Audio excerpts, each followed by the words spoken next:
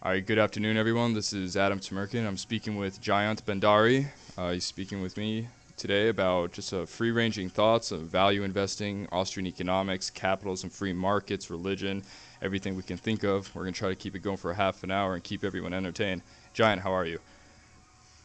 Very good to be with you, Adam. I'm very good. Thank you. I met you in Cancun at the Passport to Freedom event last January, and you seem to have been one of the better speakers, and everyone was very interested in what you were saying with regards to China, real estate, and we spoke a little bit before this.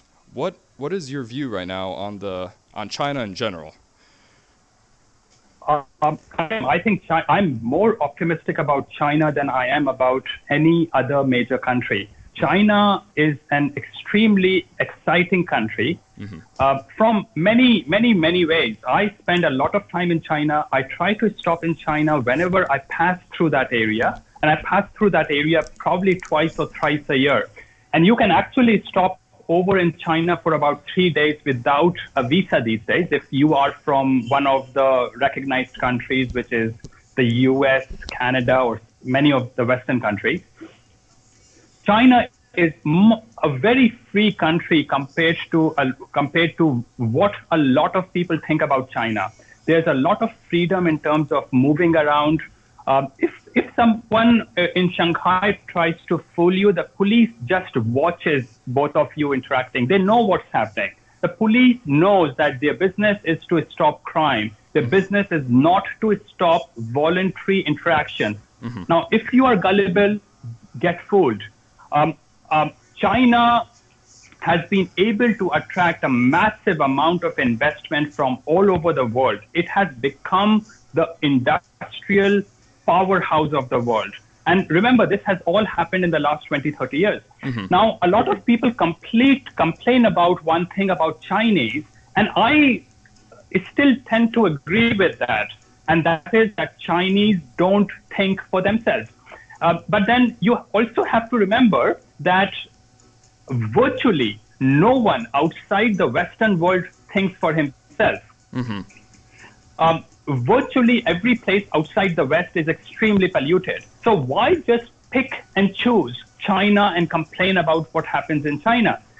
You should go to some of the bookstores in China to see that they are now multi-story bookstores, and they read Chinese books translated into Chinese, written by Warren Buffett, Stephen Covey, and great people like those. And that tells me that despite all the copying and violations of copyrights that happen in that country, there's creativity evolving in that country. And I find that very, very optimistic. And that's a unique thing I see anywhere outside the West, really.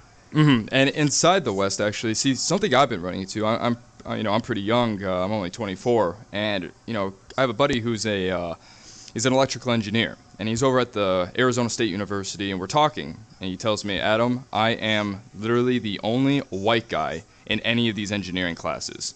He said they are all from India or China.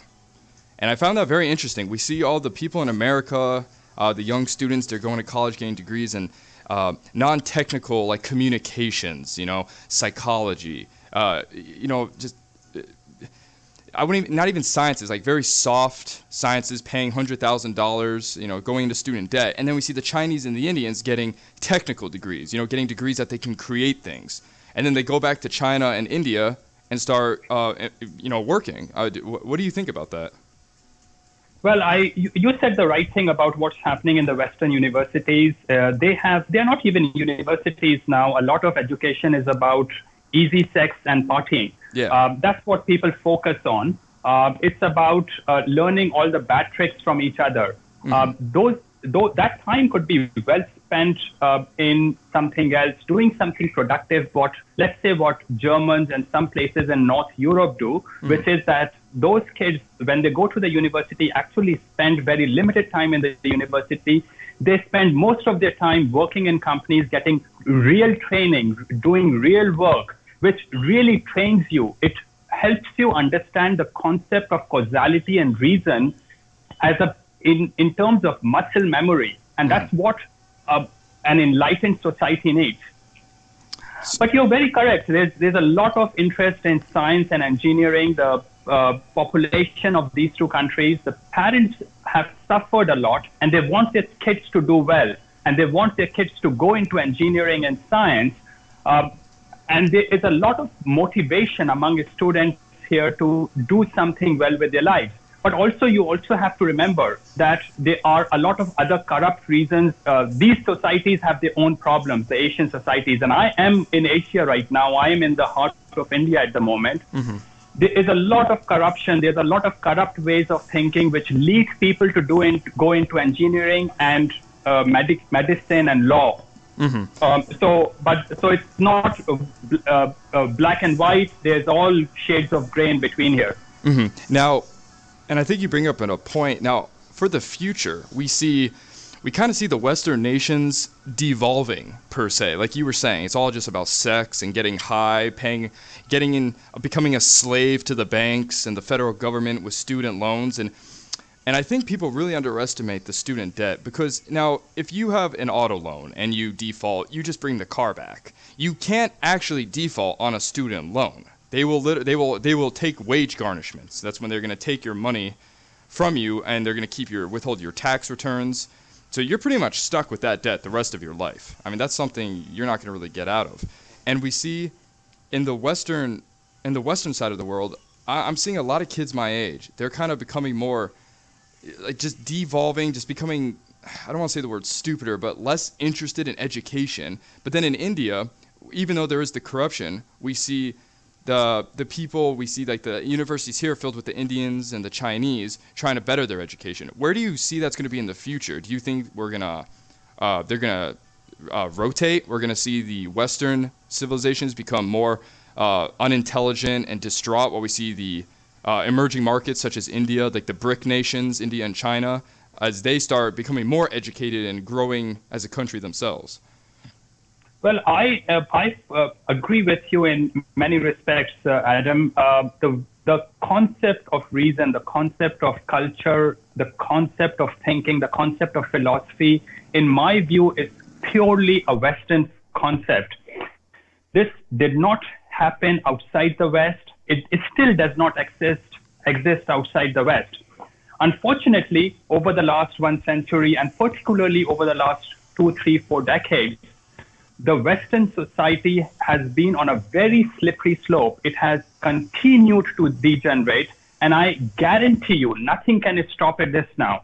The Western society, Europe, US, and Canada, and I was a Canadian resident. I left Canada because these societies will continue to get worse and worse as they become more totalitarian.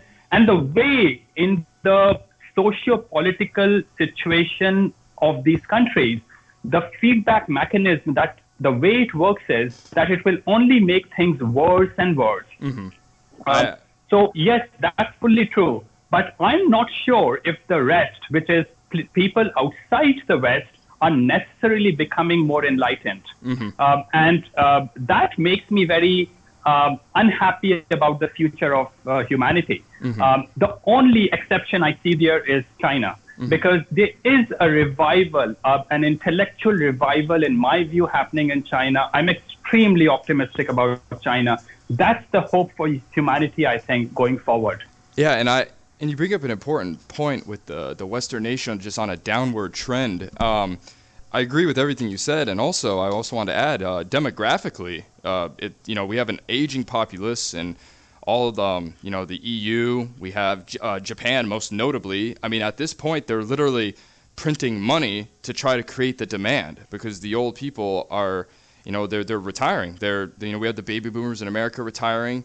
We don't even have these kids paying $100,000 in student debt. They can't even get the jobs to pay the Social Security, to pay the older retirees at this point. So I think just demographically, it's just, and the living standards have gotten so just poor in the developed nation. I mean, I have friends, they have one child and they can't even have another. They can't even afford it.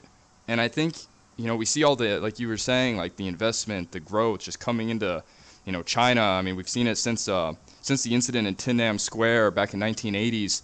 We've really seen China just kind of, it was like a complete turnaround, like the growth I mean, they've already eclipsed America as the largest economy in the world, and they're still a developing nation.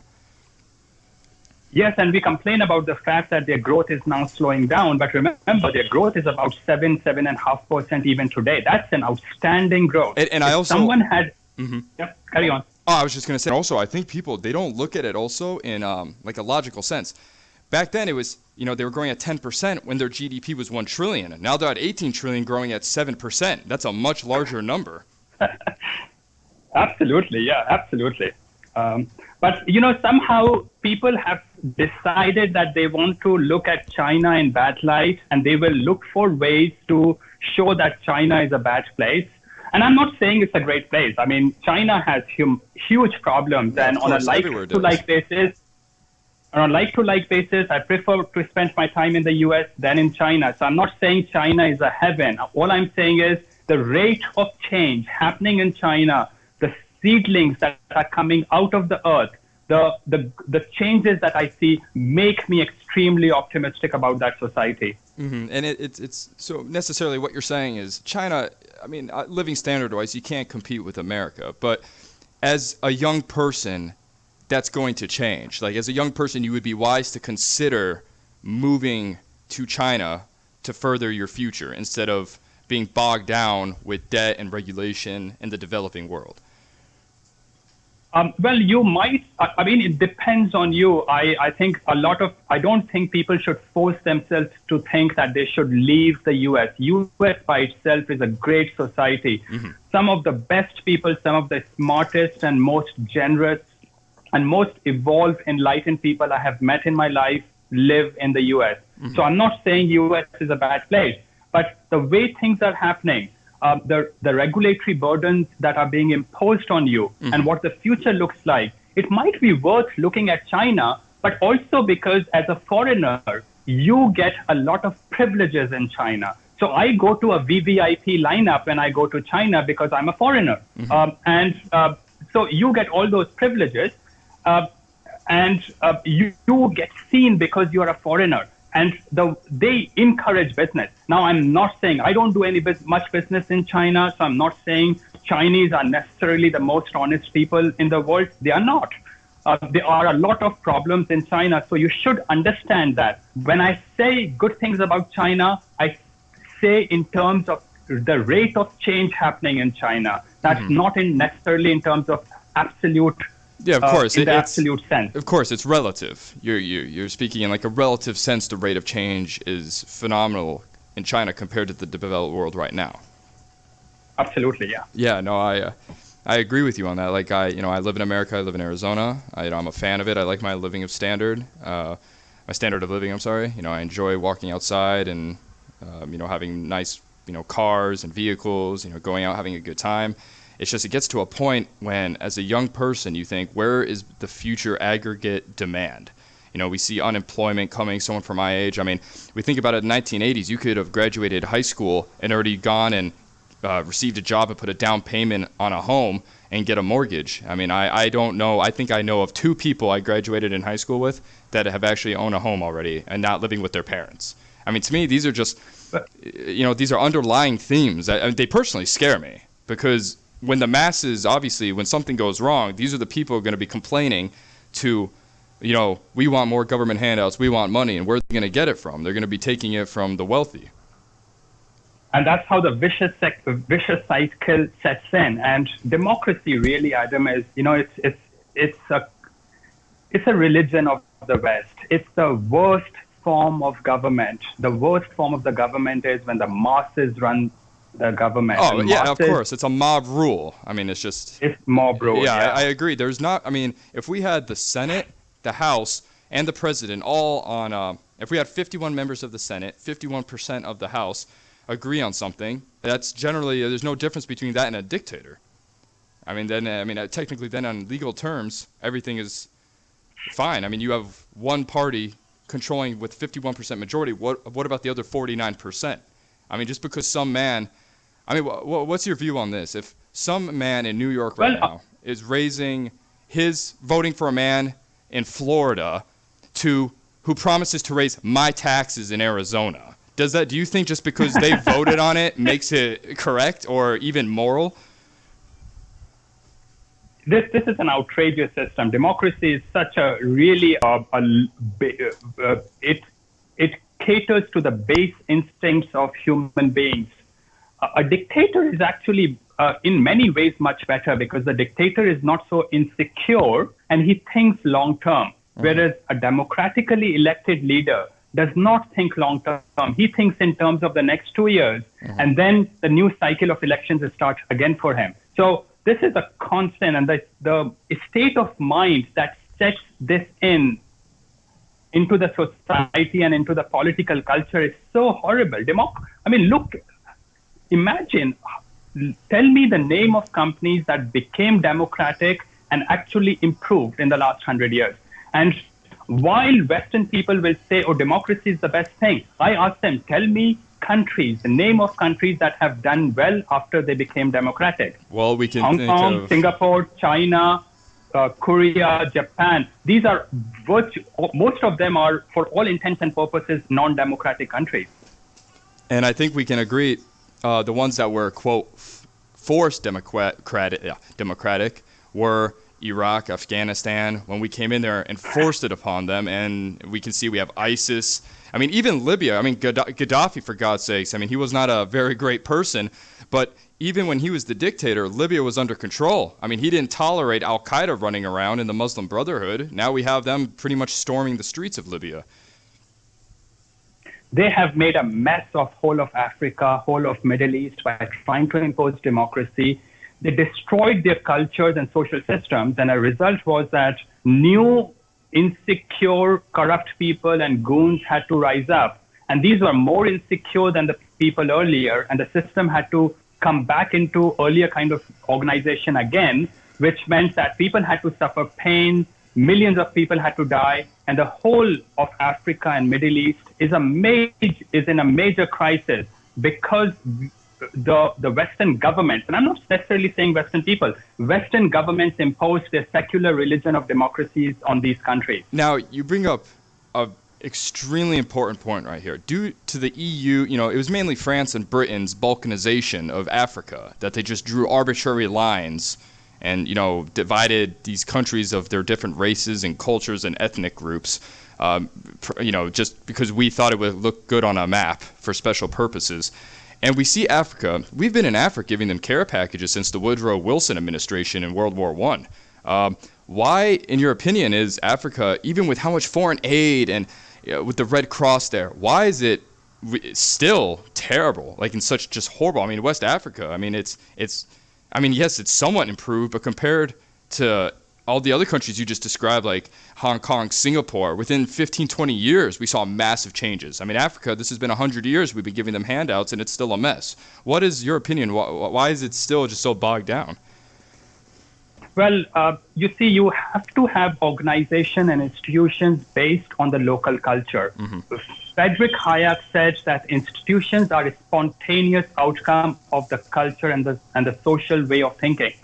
You cannot impose Western ways of institutions, rule of law, common law, and Western ways of governance on countries that have a different way of thinking. Yeah.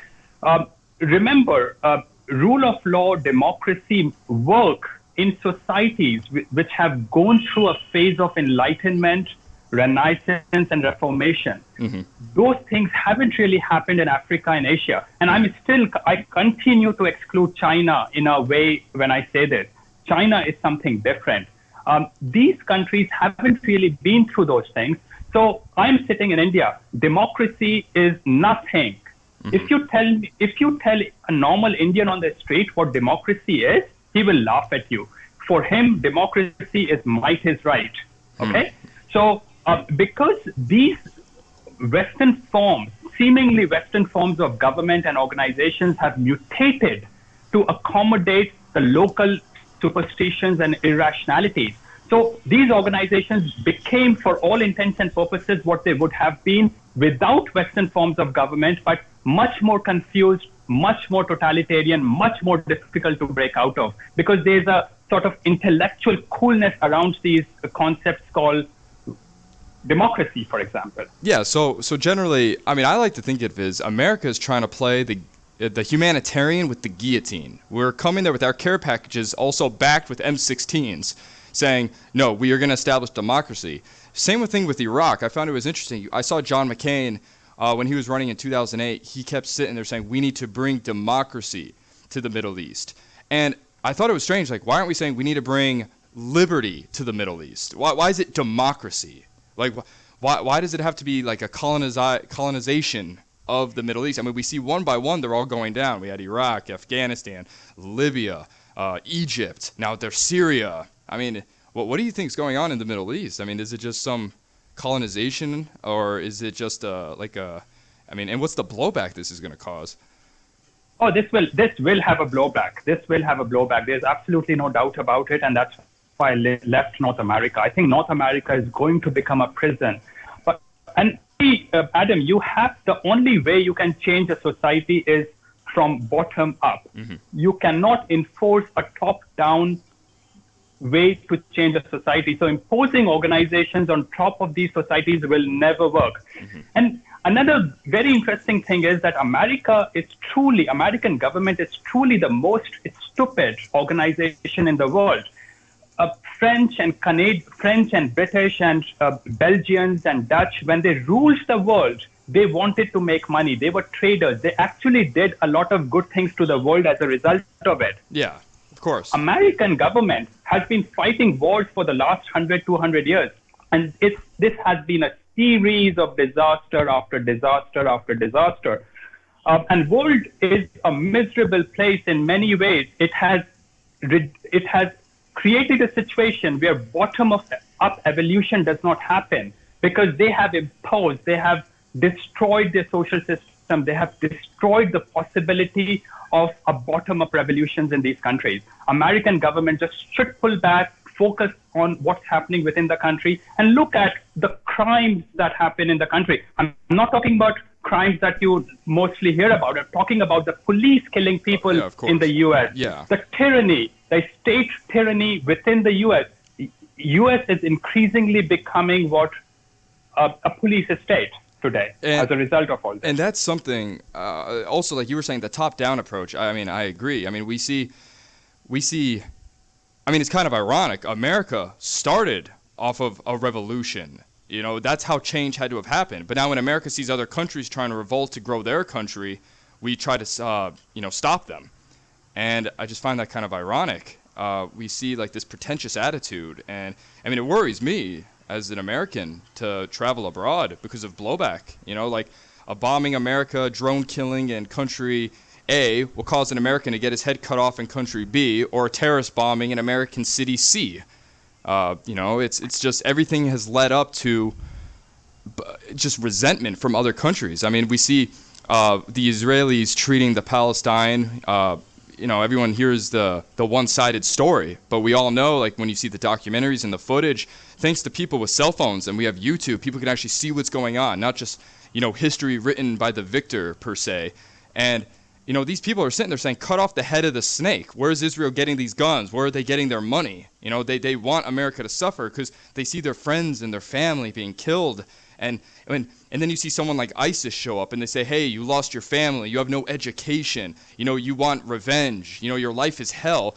Follow us and you'll be rewarded. Give your life to us. And in the other side, you'll be enriched with virgins. And these people, they don't know any better. Yeah, and that to me is, I think, without the education, without hope. I mean, if you give somebody nothing to live for, they'll die for anything. I don't know if you have an agreement with that, but that's something that I dislike most religions, and I have no interest in Islam. I think a lot of things are horrible, but I also understand I can't change these people using the gun. I should ensure that they don't interfere in my life and I don't interfere in their lives. Mm-hmm. And if that woman wants to marry a guy who has 3 other wives, it's none of my business. Of course. I cannot change her way of thinking or his way of thinking by using the gun. If I do that, and then if they use the gun, I should not really complain about it. And when I was talking with you earlier, Adam, I was saying that as if America was a well-intentioned government. It is not a well-intentioned government. Look at what they're doing in Bahrain and Saudi Arabia, Yemen. These are the societies, the political structures are backed by the US government. So there's no good intentions here. They have established and sustained totalitarian governments and tyrants in these countries. Mm-hmm. I mean, these are not well-intentioned people. Absolutely. It is no good intentions here. And this will unfortunately have very horrible consequences for Americans, because there will be blowbacks, and then they will have forgotten why those blowbacks got created. And you can blame Islams and these cavemen, but remember, you started the whole process. You get the blame. Pull out, apologize, say sorry, and let them get on with their lives. Let them evolve their own way, and don't try to interfere in their lives. And really, both these religions, Christianity and Islam, they love interfering in other people's lives. One good thing about Asian people is they mostly don't religiously, they don't really like to influence much each other. Yeah, no, I agree with you on that. It's, the Crusades, obviously, in the early centuries, there was more blood spilt in the name of Christianity than probably any other religion at that point. It was...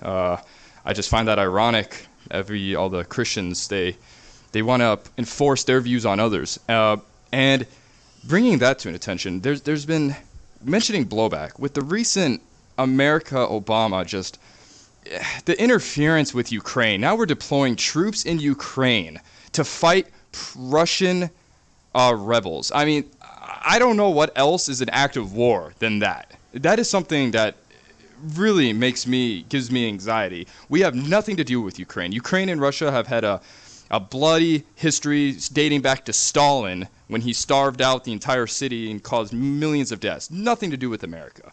And now we're involved, literally about to send arms and sending troops into the country to train the Ukraine army. Where do you think that's going to lead? I mean, could this potentially be something, another Cold War or worse?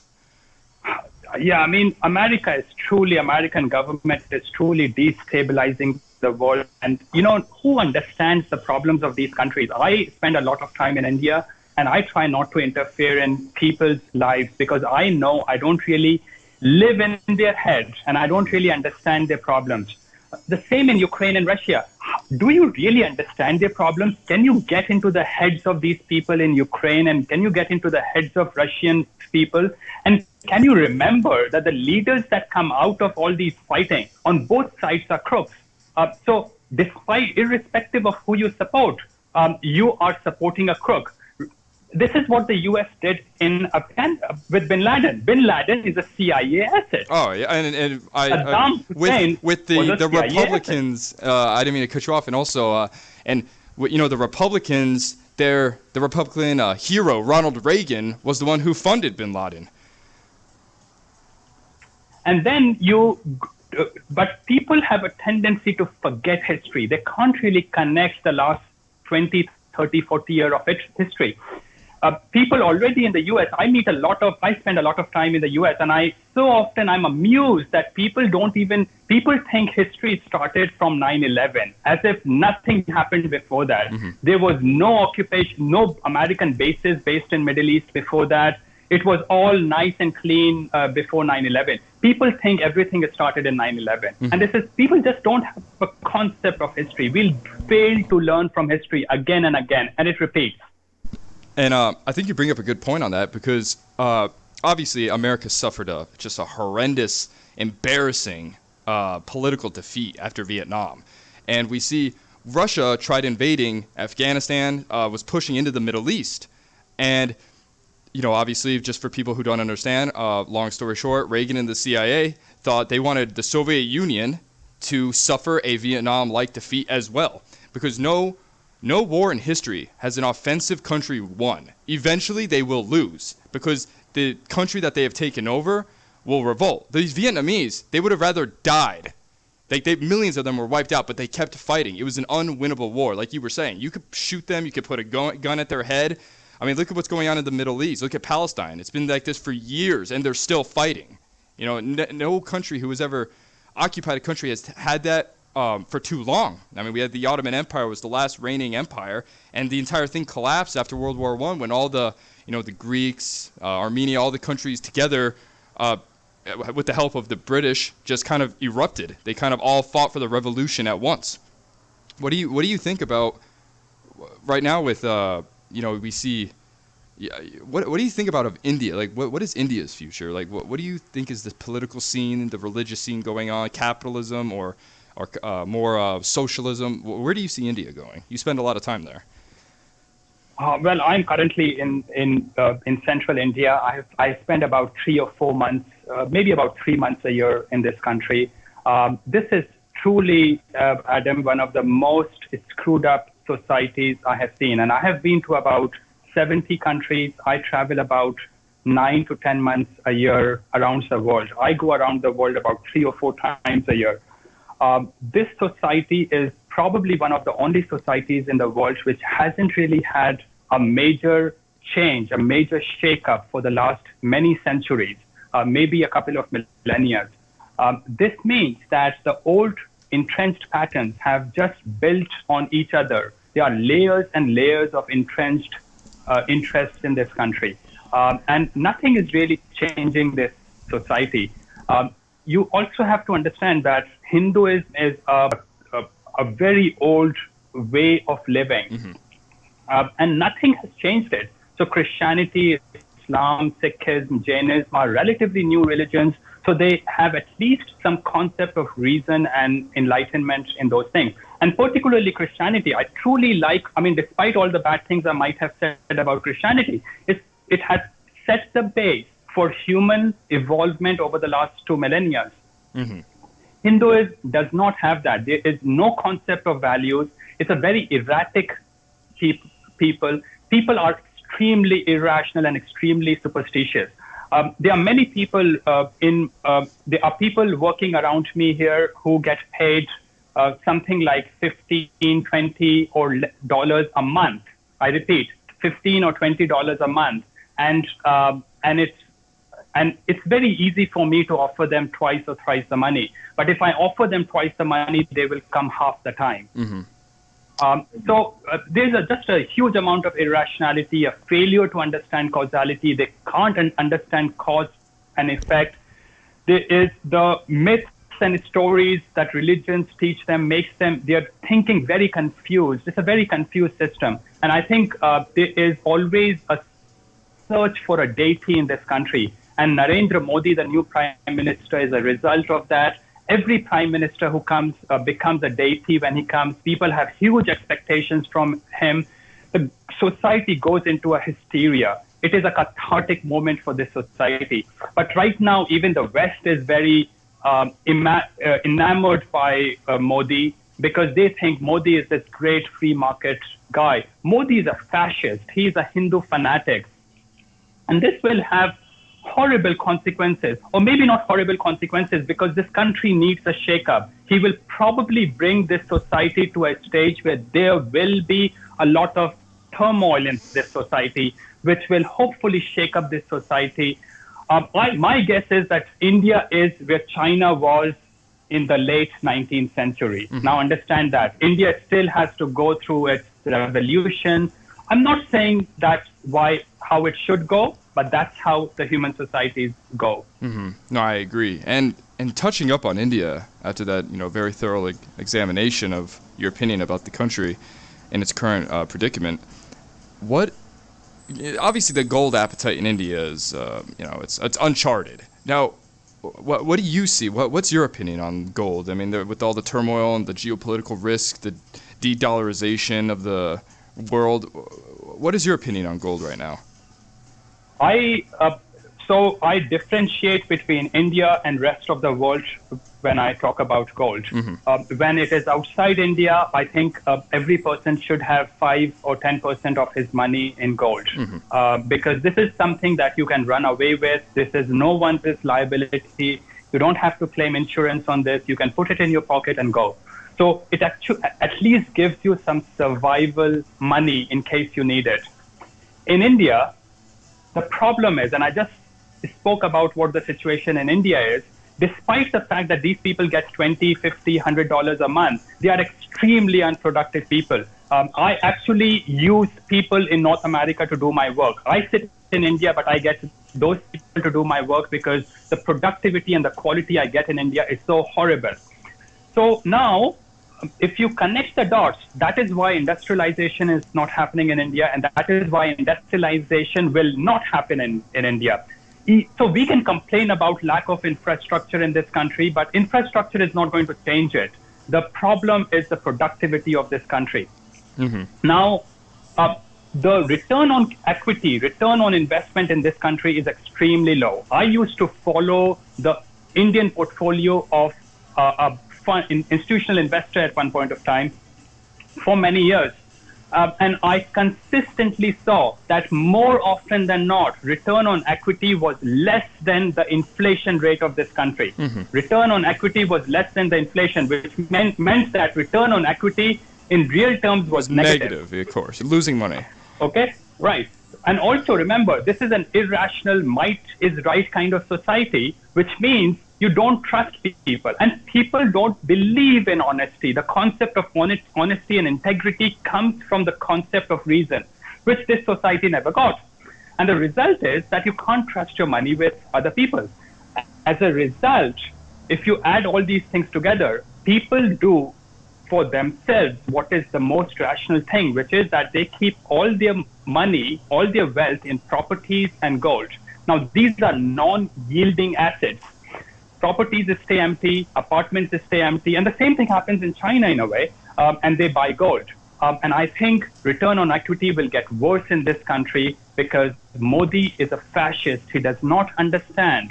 He's a simplistic thinking, he's a simpleton who has very simplistic ways of thinking. Mm-hmm. And this will create more totalitarian government, which means that return on equity will fall further in this country. And I'm saying this at a huge risk because Indian stock market as its highest ever right now. Mm-hmm.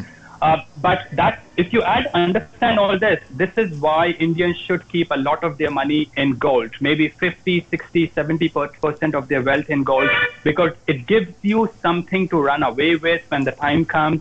It gives you something that that cannot be seized by the government, because properties can be seized by the government as well. Mm-hmm. No, I agree. I mean, in America, they passed eminent domain. They could take your sweatshirt, technically, if they would like. With return on equity and all the investing stuff, I definitely want to have a second conversation with you in the future. We could just speak probably for a whole half an hour on just investing alone. So we're going to have a more in-depth one on that soon enough. And I think I'll just wrap it up on this last... for you, Jayant, what would be... I mean, you're a smart man. You know, I like to think I'm somewhat rational.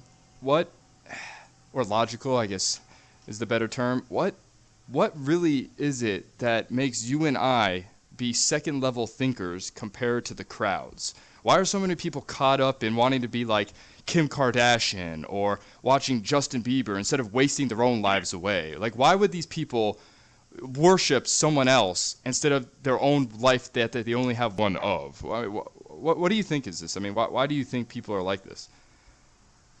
This is such a sad thing, and that brings me to what I feel so unhappy and lack of optimistic about the future of humanity. I used to listen to that song, Search for Hero Inside Yourself, hundreds of times at one point of time. Mm-hmm. And I think people should search for a hero inside themselves. They should not search for a hero in the butt of Kim or anyone else.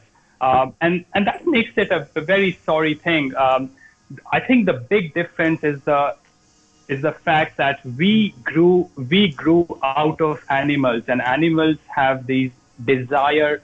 Animals live for food and sex and procreation. The human mind evolved because it wanted to live for something, for some higher vision of life. Yeah, humans. And yes, mm-hmm. And I'm not saying anything about. And I'm not a mullah. I have nothing against sex. Enjoy it, have fun, and eat well. I eat good food. I enjoy my life. But the focus of my life is none of these things. It's the higher vision of life. I can't explain it necessarily in 5 minutes, but I look for something bigger in life. I talk against the government, taking a risk upon myself, but I can't stop it because there's a higher vision backing me to say these things. And I think people, and this makes you so much more optimistic, so much more passionate about life. And only when you lose passion, when you don't have reason to back you up, that you go for drinking every day, working as a slave for other people, thinking, praying in front of a piece of cloth and singing hymns in front of it, singing praises for Kim Kardashian, whatever she is.